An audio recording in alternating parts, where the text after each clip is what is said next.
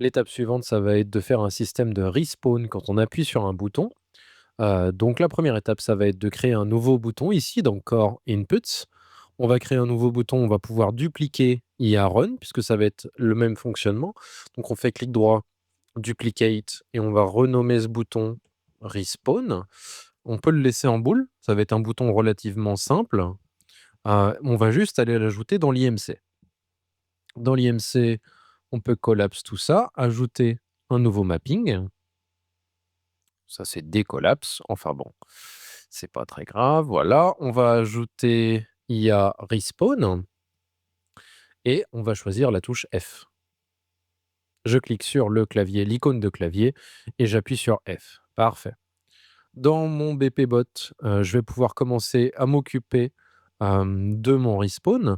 Je vais faire quelque chose avant. J'aime bien mettre toujours mon event tick dans un commentaire qui s'appelle tick. Et j'aime bien mettre ce commentaire en vert. C'est mon standard à moi, vous n'êtes pas obligé, de le suivre, mais j'aime bien mettre mon tick en vert en haut du graphe et mettre mon begin play en bleu.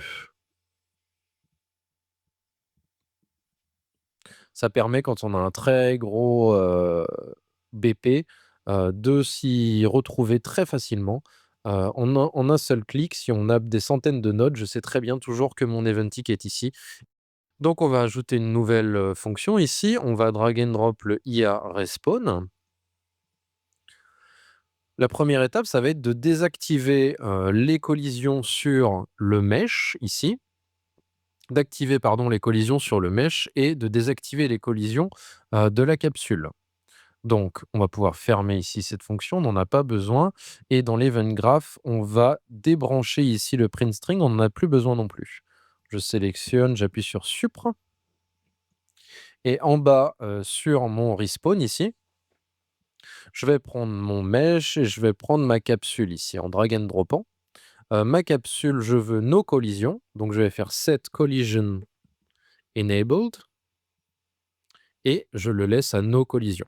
Je vais le brancher à triggered, comme ça on est certain que ça se déclenche en toutes circonstances. Et mesh, vu qu'on va, activer le mode ragdoll, c'est-à-dire activer la physique sur chacun des bones de notre mesh, on veut activer les collisions. Donc set collision enabled et on va le mettre sur query and physics, collision enabled query and physics. On va aussi faire autre chose, c'est que quand on possède, c'est-à-dire qu'on ne possède plus, notre personnage, peut-être que la mèche va bouger, ici, quand on est en mode ragdoll, mais on veut que la caméra, elle reste en place. Donc on peut le faire très simplement, en prenant le caméra boom et en le détachant. Donc detach from component. Voilà. On veut le mettre en mode to world, ce détachement. Ça fonctionnera beaucoup mieux. On veut pas forcément, faire un modify, donc on peut le décocher ici. Là, on a appuyé sur le, IA respawn, donc potentiellement le bot va être inactif maintenant.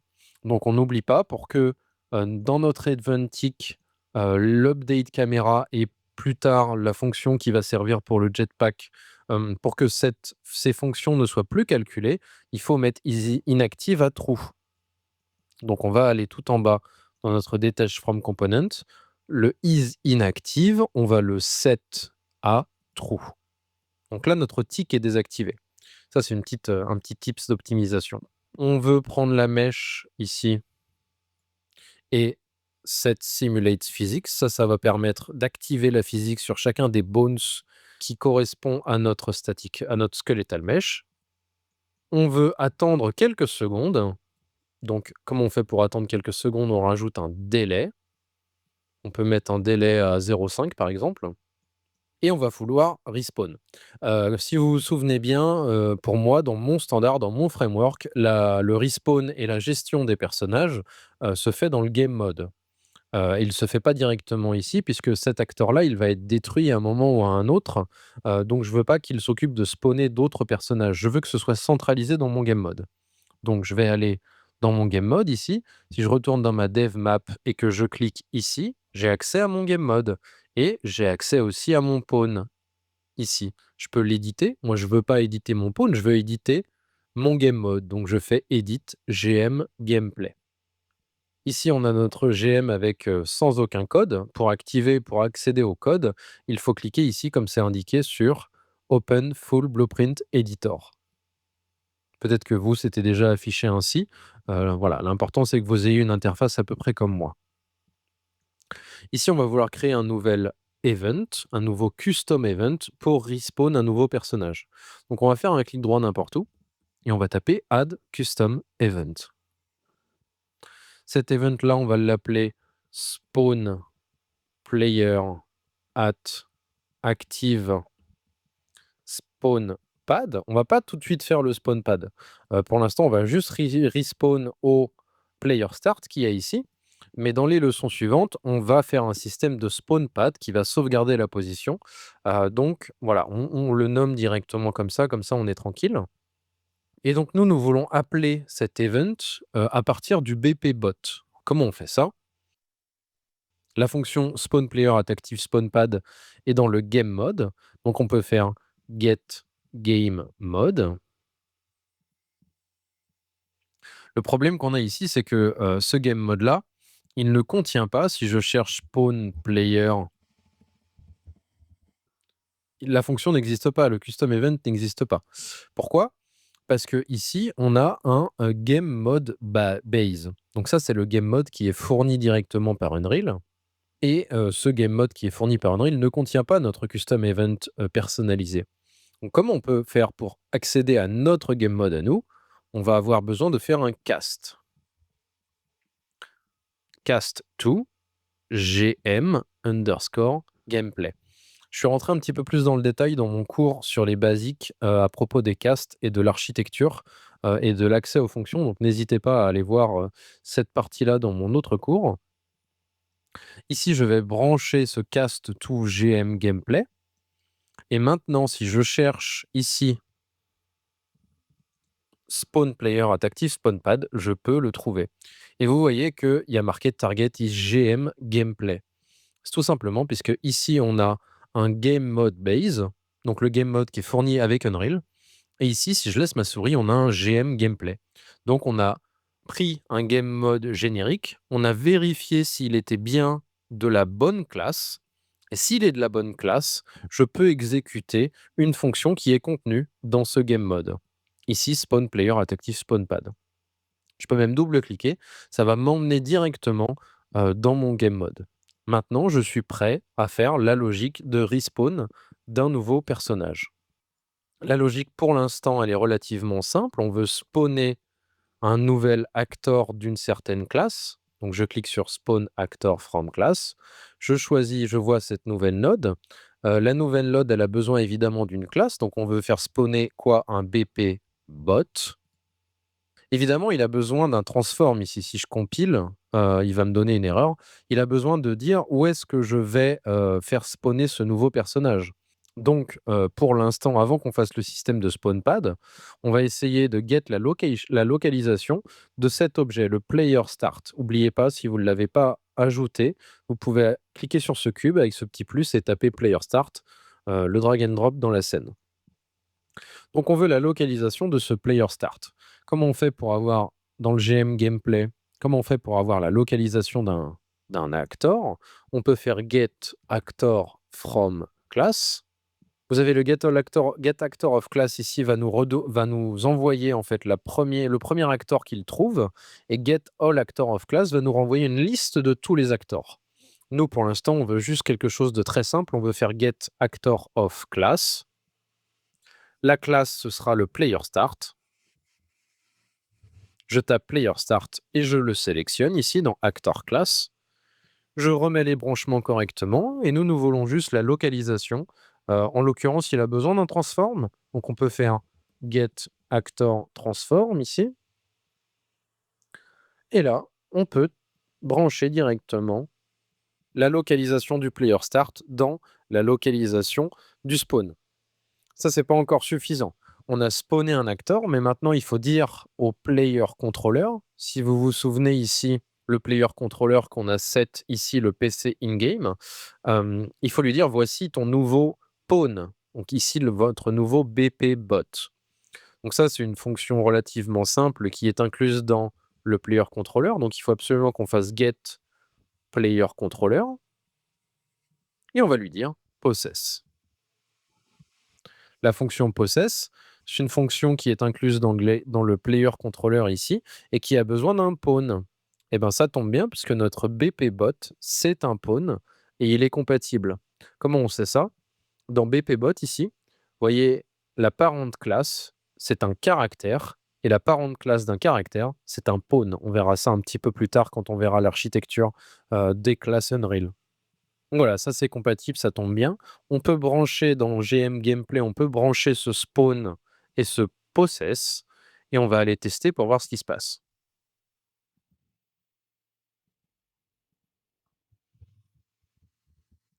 Je joue normalement, j'appuie sur F.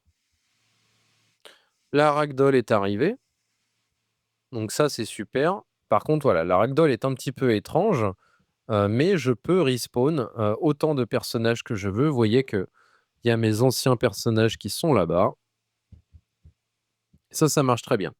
Mais nous, notre, gameplay principal avec le projet Nodobot et le gameplay de base de Stackobot, le projet original, c'est de pouvoir être, en mesure de pouvoir, sauter sur la tête de notre personnage et de pouvoir faire une espèce de pile de bots, au fur et à mesure. Vu que ce qu'on essaie de faire est un petit peu complexe, je vous ai préparé une petite présentation qui vous présente exactement le fonctionnement qu'on veut. Donc ici, on a le dummy mode. Le dummy mode, c'est le mode où on respawn notre personnage et on peut lui monter dessus. Donc là, la physique est uniquement activée, sur la tête. Toute la physique du corps n'est pas activée et on peut seulement lui monter sur la tête. Il ne tombe pas par terre puisque, il y a uniquement la physique de la tête qui est activée. Le deuxième mode, c'est le mode ragdoll, qui se déclenche par exemple si on est en mouvement, ou si on est en mouvement et qu'on respawn, le mode ragdoll va s'activer, le personnage va tomber par terre complètement et on va pouvoir le déplacer quand on rentre en collision avec. Pour faire ce système-là, c'est pas uniquement, binaire, il va falloir vérifier beaucoup de choses en même temps, et par exemple vérifier, les cas où, notre personnage est en mode dummy, mais, on a un bumper qui va lui taper, la tête et donc il va falloir qu'il passe en mode ragdoll.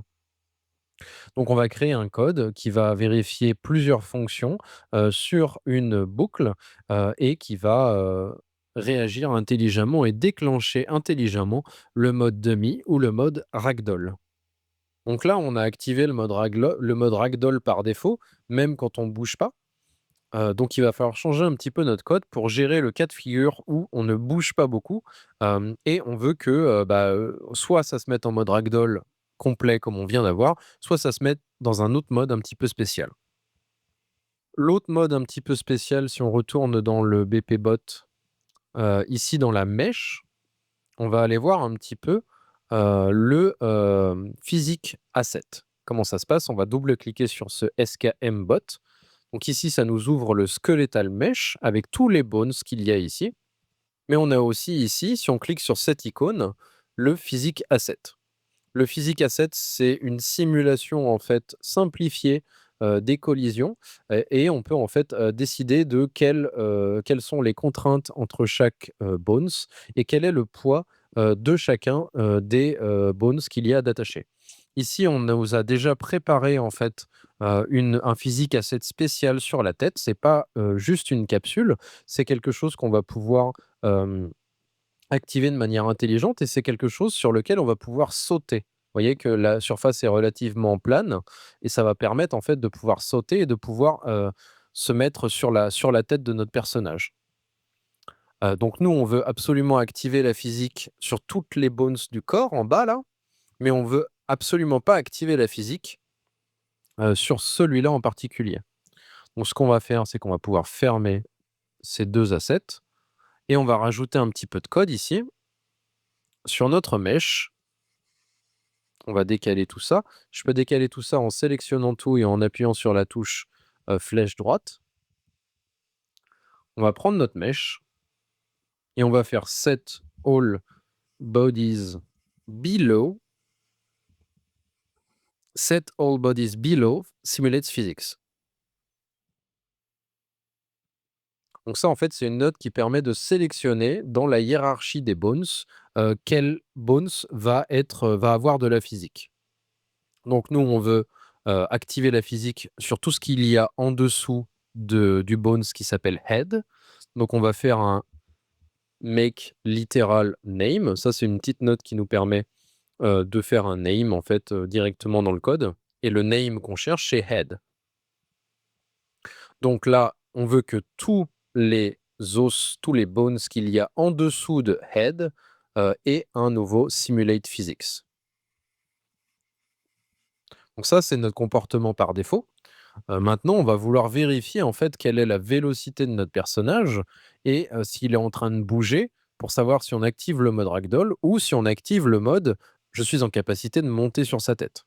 Pour ça, on pourrait le vérifier au tick, mais on va faire quelque chose d'un petit peu plus optimisé. On va décaler un petit peu ce délai et on va créer un nouveau custom event. Donc add custom event et on va nommer ce custom event check ragdoll. Super. Si on met ici check ragdoll, malheureusement ça va s'activer qu'une seule fois. Ça va s'activer uniquement quand on fait le IA respawn, quand on appuie sur le IA respawn. Nous, on voudrait vérifier plusieurs fois dans le temps jusqu'à ce que cet objet soit détruit. Donc, l'idéal pour faire ça, c'est pas de faire un booléen sur l'event tick comme beaucoup le font, mais c'est de faire un timer. Donc on va rajouter une note qui s'appelle set timer by event. Ça nous permet en fait, de créer un event qui va boucler. Si je branche ici l'event à notre event check ragdoll et que je coche looping, ça, ça va s'activer toutes les 0 secondes. Alors évidemment, toutes les 0 secondes, c'est pas très pertinent. Nous, on voudrait vérifier tout ça toutes les 0,1 seconde, par exemple. Nous, on veut vérifier si notre personnage est sur une surface qui ne bouge pas ou s'il a de la vélocité, beaucoup de vélocité en cours. S'il a de la vélocité et s'il est sur une plateforme qui bouge, on veut activer le mode ragdoll comme on fait aujourd'hui. Et si on veut activer le mode où on veut lui monter dessus, on va activer le mode demi. Pour ce faire ici, on va faire un nouveau test de collision. Si vous vous rappelez ce qu'on a fait dans la leçon précédente, on va faire une line trace. Cette fois, par contre, on va pas faire une line trace by channel, on va faire une line trace for objects. Vous allez voir pourquoi. C'est beaucoup plus pratique dans notre cas de faire des objets et des types d'objets. Comme d'habitude, la start location de ce test, c'est get actor location.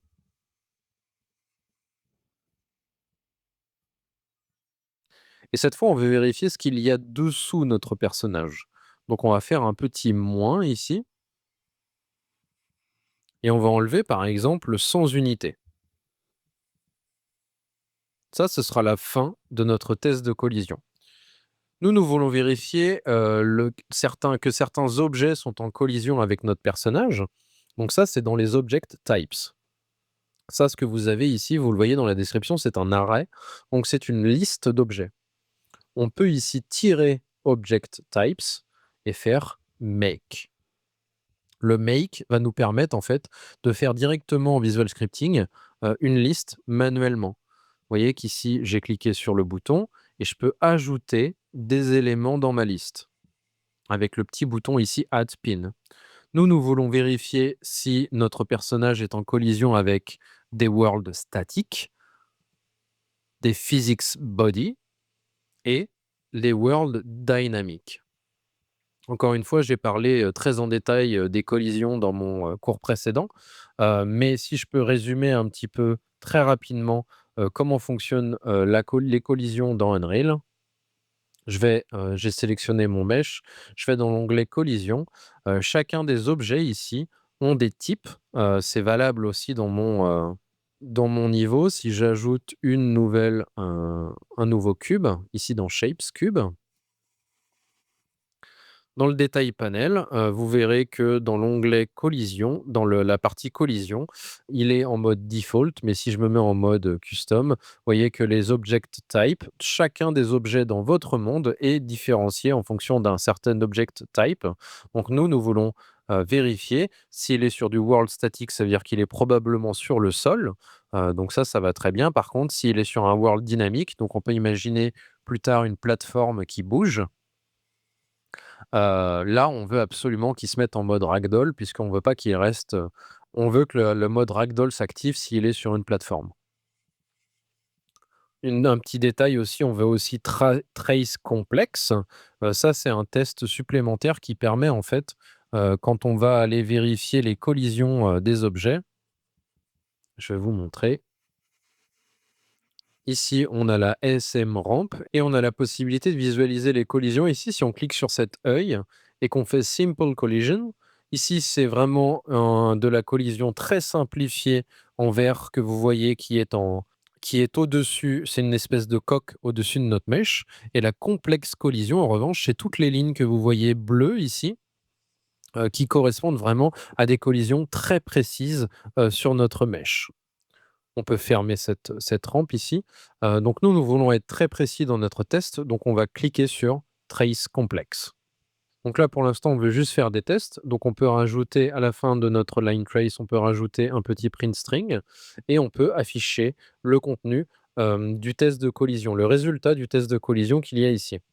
Je peux prendre la return value et la brancher directement dans mon print string. Je compile, je save et je vais aller tester. Pour que mon test soit complet, je vais garder ce cube ici. Donc pensez à rajouter ici un cube dans le petit plus shapes cube et on va le rendre un petit peu plus grand. Ici, j'ai appuyé sur espace pour changer le gizmo. C'est aussi possible de le changer avec les boutons que vous trouverez ici. Et ici, ce cube, dans la catégorie collision, on va lui mettre un channel, par exemple, de pawn pour qu'on puisse bien se rendre compte des résultats de notre test. Donc, si j'appuie ici et que j'appuie sur F, je vais avoir un trou. Très bien. Et si je vais respawn tout en étant sur mon personnage, sur mon cube, ici j'ai un false. Alors c'est pas forcément limpide parce que j'ai les deux bots qui output en même temps, mais voilà, vous voyez qu'ici c'est très clair, je suis un false. Si vous voulez voir exactement le résultat de notre test de collision, on peut aller dans BPBot, dans notre fonction update camera. On va enlever le debug ici. Donc draw debug type, on va le mettre à none. On a terminé avec ce code, donc on n'en a plus besoin. Par contre, ici, on peut mettre le draw debug type for one frame ici, dans notre check ragdoll custom event. Et voyons ce que ça donne. Voilà. Donc ça, c'était en fait le line trace est exactement à l'endroit où on était quand on a appuyé sur la touche F. Vous voyez, ça fonctionne très bien. On a une collision avec le sol. Et ici, voilà. Ici, il n'y a pas de point lors de la collision, donc ça veut dire qu'il n'y a pas eu de collision. Parfait. On va désactiver cette visualisation. On a compris ce que ça faisait. Donc là, maintenant qu'on a un test de collision intéressant, on peut supprimer ce print string, rajouter une branche. Et là, il va falloir qu'on déplace notre logique de simulate physics sur notre ragdoll. Donc, et donc là, on a déjà activé le mode ragdoll ici précédemment. Donc, il va falloir le déplacer. Donc, je vais appuyer sur Alt et je vais débrancher ceci. Je vais le rebrancher pour que mon timer fonctionne toujours. Et là, je veux activer le mode ragdoll si je ne suis pas sur l'un de ces types d'objets. Donc, si je ne suis pas, c'est false.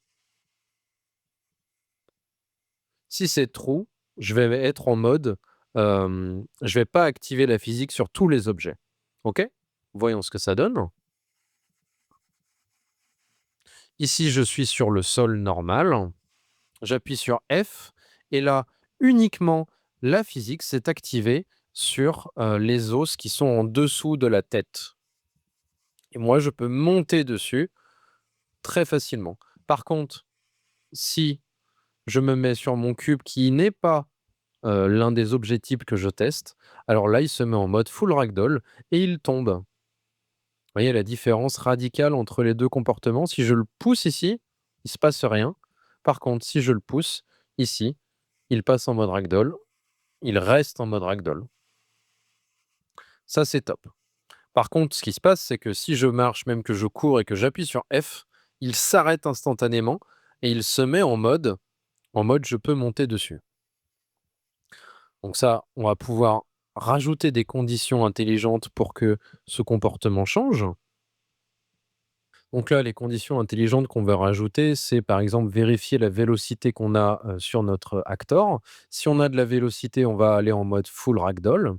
Si on n'a aucune vélocité, on unpossess toujours le personnage, mais il reste debout, il ne passe pas en mode full ragdoll. Donc on peut faire par exemple get velocity. Voilà. Ce get velocity va nous renvoyer la vélocité de cet actor via un vector. Un vecteur, c'est très pratique parce que ça nous donne aussi la direction, de cette velocity. Malheureusement, nous, on s'en fiche un petit peu de la direction.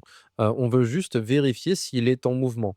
Donc on va juste vérifier, on va ignorer, la direction et on va juste vérifier la taille de ce vecteur. Ainsi, si on a une direction, 100, 0, 0 par exemple, s'il tombe vers la droite, avec la node, de longueur de vecteur, ça va nous renvoyer juste 100. Donc un float très facile à manipuler. Donc on va taper length, vector length et si cette vélocité est supérieure ou égale par exemple à 10, alors on veut faire quelque chose.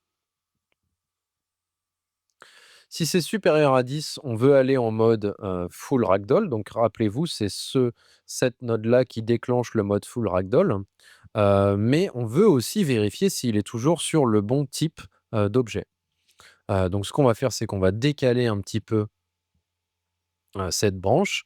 On va débrancher la condition et donc là, on veut passer en mode full ragdoll si certaines conditions sont atteintes. Sinon, j'appuie sur alt et je débranche. Sinon, on veut par exemple pour l'instant afficher un message d'erreur. Ce message d'erreur, ça peut être dummy. On peut, si on étend un petit peu la taille, on peut le mettre en rouge ici. Voilà. Donc si c'est true, on passe en mode ragdoll.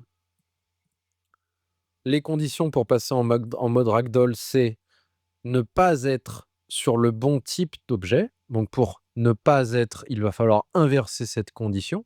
Donc on peut faire un not ball ou avoir une vélocité trop grande. C'est très facile. Ici, on pourrait mettre juste cette condition-là. Malheureusement, si j'essaie de brancher les 2 conditions, ça va pas fonctionner. Il débranche toujours l'une pour rebrancher l'autre. Donc il va falloir que on se serve du OR booléen. Ça, c'est tout simplement un booléen qui va sortir en fonction des 2 booléens qui sont ici.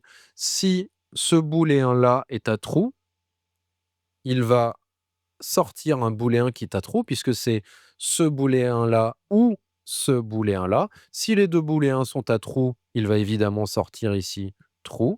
Si aucun des 2 booléens est à true, il va sortir false puisque aucun des 2, ni l'un ou l'autre sont true, alors je renvoie false. Je branche ici ma condition de type d'objet et je branche ici ma condition de vélocité et je vais aller voir ce qui se passe. Compile and play.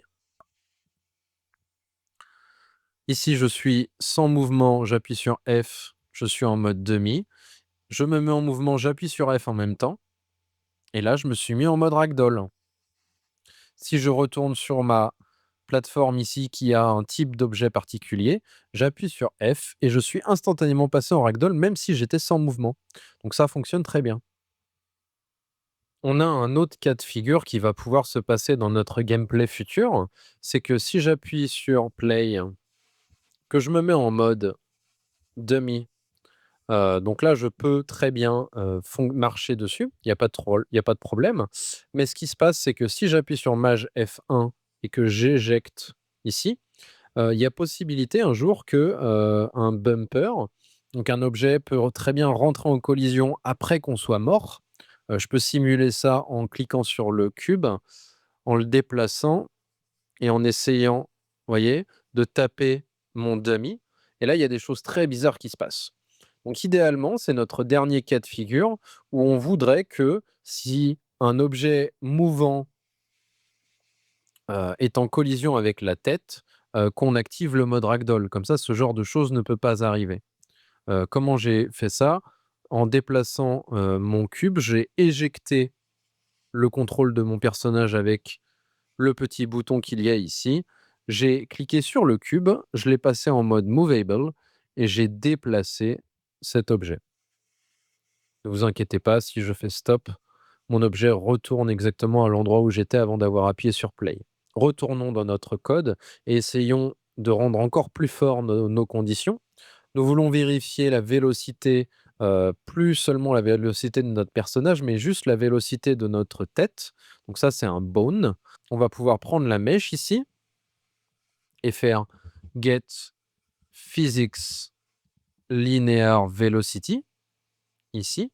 Celui-là, il est super parce que là, on a la vélocité de l'acteur en général, mais ici, on peut avoir la vélocité de seulement un os. Donc on peut taper le nom de l'os qu'on veut vérifier. Je vais décaler un petit peu mon code pour que ce soit lisible.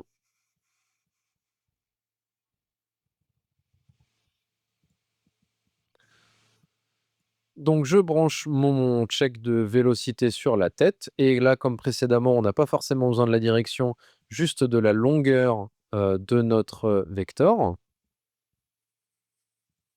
Donc get vector length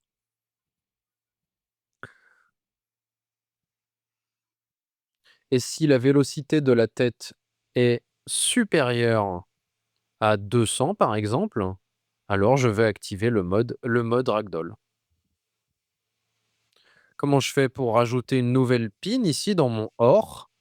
Je peux cliquer sur Add Pin et pour déplacer, pour garder mon code propre, j'appuie sur CTRL sur mon clavier et je peux déplacer les branchements ici. Hop, je déplace mon branchement, je rajoute ma nouvelle condition et je rebranche ma branche. Je compile, je save et je vais reproduire le même cas de figure que tout à l'heure. Là, je suis en mode demi, je fais maj F1, j'éjecte avec le bouton à droite de stop et je déplace mon cube comme précédemment. Si je vais taper mon personnage, il s'est mis en mode ragdoll. Plutôt cool, hein? La dernière chose qu'on a à faire avant de clôturer ce sujet, c'est de rendre tout ça un petit peu plus propre. Vous voyez que là, ça commence un petit peu à ressembler à des spaghettis. Donc ce que je vais faire, c'est que je vais créer une macro.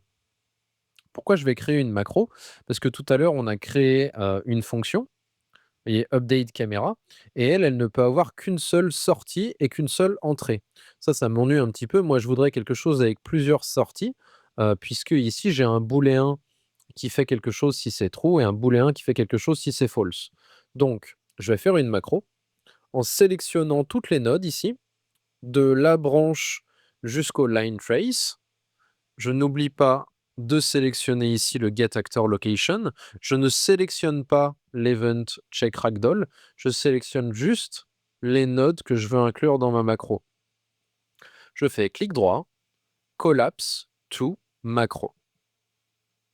Et là, automatiquement, il a créé une macro avec plusieurs sorties. On va renommer cette macro parce qu'on peut s'en servir potentiellement dans d'autres fonctionnalités. Donc c'est super, maintenant notre macro, on va pouvoir s'en servir autant de fois qu'on veut et on va la nommer check for surface or velocity. Voilà. On va même pouvoir aller personnaliser un petit peu le nom des notes, le nom des pins qu'il y a ici. D'abord, on veut décaler tout ça et on veut supprimer ce print string, il ne sert à rien. Et on va même pouvoir double-cliquer là-dessus et aller personnaliser un petit peu ce qui se passe à l'intérieur. Ici, si j'ai cliqué sur l'output, L'output, on peut dire que quand on est ici en true, on est en mode full ragdoll et ici, dans le false, on est en mode dummy. Si je vais voir un petit peu l'input, ici, il y a pas de nom, tout simplement parce que c'est marqué execute. Si je marque ici test, il va rajouter le mot test, mais si je marque execute, Unreal sait automatiquement, que je veux avoir en fait un espèce de nom fantôme, un nom un petit peu masqué. Donc là, j'ai ma macro personnalisée avec toute la logique que je peux réutiliser autant de fois que je veux. On peut imaginer par exemple qu'il change de matériau en fonction de la surface où il est. Et ici, tout s'est rebranché correctement. Le full ragdoll déclenche le set simulate physics sur la mèche. Une dernière cerise sur le gâteau. Ce serait bien en termes d'optimisation que j'arrête de vérifier ceci quand on est en mode full ragdoll. Une fois qu'on est en mode full ragdoll une fois, on n'a plus besoin de vérifier. Donc ce que je peux faire ici, c'est d'annuler ce timer et qu'il ne s'exécute plus. Comment je peux faire ça? Je peux faire tout simplement clear timer by function name. Et là, tout simplement, le nom de la fonction, c'est le nom de cet event ici, check ragdoll. Je pourrais le retaper manuellement. Je peux aussi sélectionner mon custom event, faire ici un CTRL C et ici dans la fonction name, faire un CTRL V pour m'assurer que ça ne vérifie pas la surface et la vélocité toutes les 0,1 secondes si on est déjà en mode ragdoll. Je compile, je save et je vais aller vérifier que tout fonctionne comme précédemment. Je bouge, je passe en mode ragdoll. Je ne bouge pas, je passe en mode demi. Je ne bouge pas sur une surface, je passe en mode ragdoll. Je me mets en mode demi, mais je fais bouger un objet. Il passe en mode demi. Parfait.